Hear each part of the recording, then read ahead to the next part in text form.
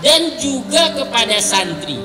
Santri yang pertama dipaksa dia, kedua ada terpaksa, yang terakhir jadi terbiasa.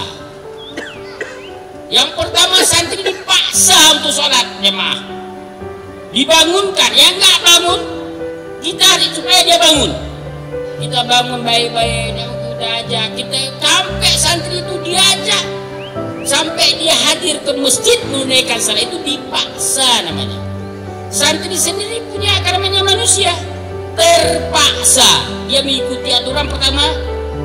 Pertama dipaksa penggunaan jilbab syar'i umpamanya, hari ini dipaksa oleh pengasuhan, oleh pimpinan pesantren, dipaksa. Nah kemudian akan jadi apa selanjutnya?